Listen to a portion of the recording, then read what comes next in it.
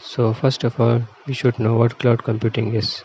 In the simplest term, cloud computing means storing and accessing data programs over the internet instead of your computer's hard drive. After knowing it, what cloud computing is, we should know how does cloud computing work. So, cloud computing is an application-based software infrastructure that stores data on the remote servers, which can be accessed through internet. That it's how cloud computing works. Now, there are few good features of cloud computing, it's like on-demand self-service, broad network access, resource pooling, rapid elasticity, and measured service.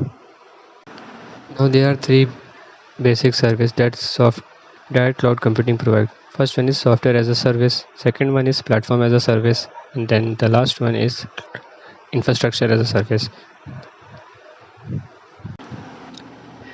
Heading toward the software as a service, software as a service platform makes software available to users over the internet, usually for a monthly subscription fee.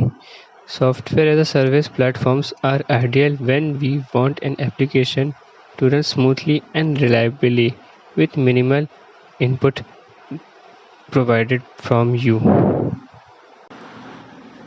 The best web examples of software as a service you must know are Google Apps, Microsoft 365, Trello, HipChat,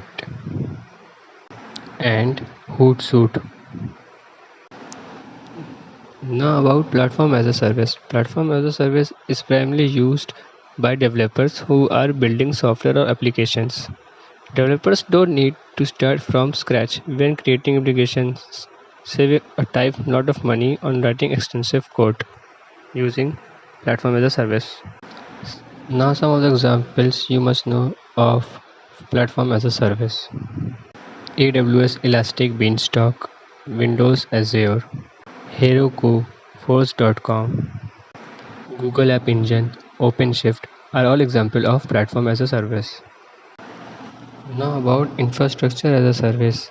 It is a highly flexible and highly scalable, accessible by multiple users, and it is cost effective. Now the big question coming in someone's mind that how cloud storage works. In cloud storage, information is stored in a data centers located anywhere in the world and maintained by the third party. As the data is hosted on servers, so it is easily accessible through web interface. That is how cloud storage works. Now having talked about features and advantages, now we should talk some risk of cloud computing technologies. Some risks are unauthorized access to customers and business data, security risk at the vendors, risk related to the lack of control, availability risk, no guarantee for 100% uptime.